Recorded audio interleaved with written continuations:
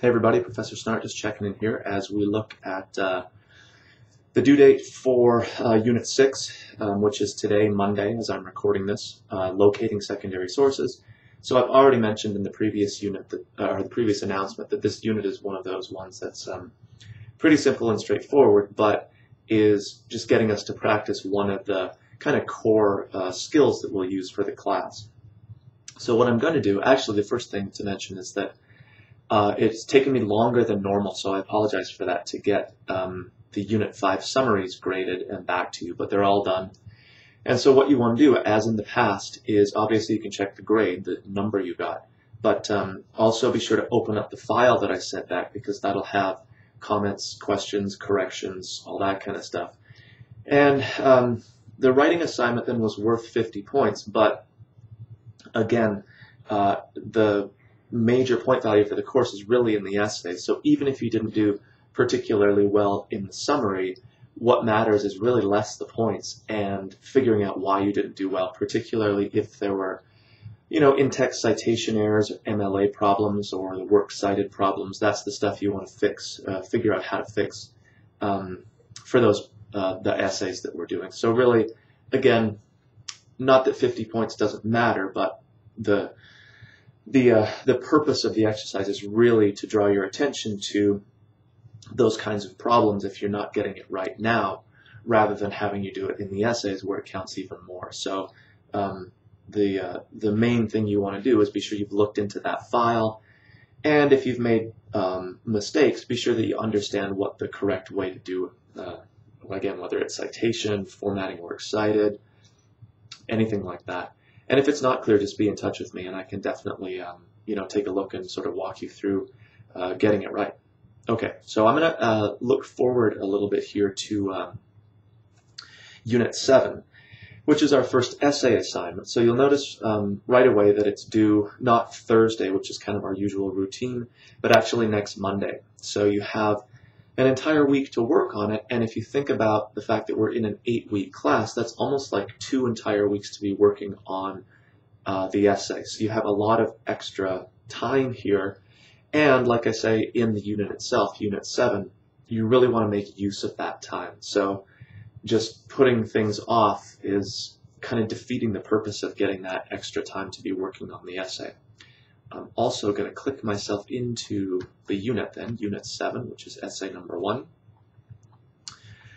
and just draw your attention to a few things. So the first thing that you're doing before getting any further in Unit 7 is actually looking at the various sample essays that are provided in this sample essays link over in our course menu here.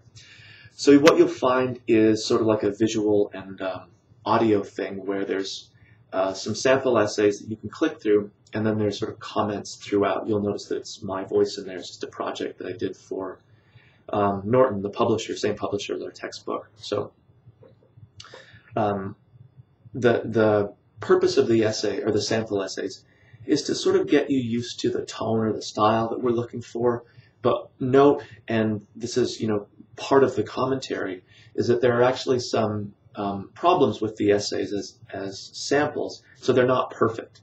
They're not models that you want to just copy, word for word, or kind of everything is right in them. But they're still useful as examples because they're making certain kinds of mistakes that you too could fall into or easily make if you don't see them, made and corrected in the samples. So they're really useful as examples, but they're not meant to be perfect, do it exactly like this kind of papers.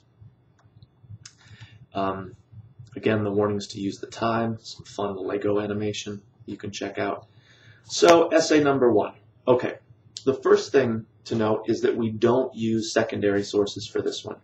You're welcome to do some research if you want. Certainly you don't have to include it in your essay, but if you do quote or use ideas, you want to make sure you do cite those properly. But you're just really focused on writing about one of the short stories we've read so far for class. And as I caution in here, even though Flight Patterns is maybe one of the more interesting stories that we've read, I really caution against using it for your essay, not so much for this unit, but for the next one, which is a revision of the first essay, and then you're having to incorporate a secondary source. And for whatever reason, there's just no good secondary source material on that short story. So even if you could produce a good essay number 1, you're really stuck with essay 2, which is again just a revision of essay 1, because when you're asked to incorporate a source, it's really hard to find one. So I'm going to caution against writing on Sherman-Alexie's flight patterns for our first essay, and obviously for subsequent ones as well.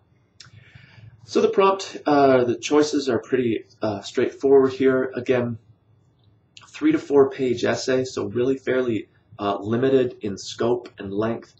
We're really focused then on making this essay a kind of tool that you can use to show me that you can have learned and can apply the concepts from our class. So organizing general versus specific statements, developing a thesis, incorporating quotations, citing correctly in the text, doing that works cited entry or works cited page with, of course, just the one entry for whatever short story you pick. So again, fairly limited in terms of what we're trying to accomplish. We're not, trying to talk about everything in all the stories and incorporate a bunch of research and all that stuff. Just stay focused. The prompts themselves are, again, pretty narrowly focused to help you kind of stay on track. Role of stereotypes or expectations in a work we've studied so far. Boys and girls is an obvious choice for that one. Discuss how setting is used. Again, a good choice is boys and girls. Araby is another story where setting plays a major role. And then number 3, examine the theme of change, or what you might call initiation, in a work that we've read. Once again, boys and girls is a very good choice, as might be Araby or Gorilla My Love. So even in just glancing at the prompts here, you'll probably start to have ideas about which one would fit with which story, and maybe which story was most kind of accessible for you, which one you sort of connected with. The prompts are really designed to be kind of immediately applicable, so you don't have to struggle with, well, how would I write this, or how would I figure that out? There should be lots of examples that you can pull from the stories to really support any idea about stereotypes, expectations, the use of setting, the theme of change, any of the ideas that are offered in the prompt here.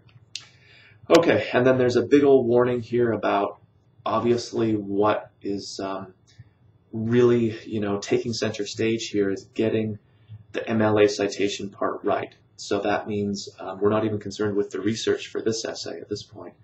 All it means is integrating quotations effectively, citing them properly, and then putting that works cited page together. Obviously, part of what we're also remembering is that we're writing in kind of an academic or formal voice. So you're not using the I voice. There's not a lot of kind of chatty or conversational phrases, any of that sort of stuff. Really, and this again is just repeating what I've said from almost literally day one, using this essay as your opportunity to kind of reflect back to me that you've done the work so far in the class, you get the ideas, and now you can apply them in the essay. So pretty straightforward. There's some MLA reminders and a couple of really brief discussion board things that are part of this unit as well. So again, you've got some extra time. Use it wisely and effectively. Obviously, if you have questions or concerns, or like I've said before, even if you're 99% sure that everything is on track and you just want to be 100, just be in touch with me. It's no big deal. Email is the best, and I'll get right back to you. Okay, so if you have any questions, obviously, about the essay or about anything else that's going on, just be in touch with me, and I'll talk to everybody soon.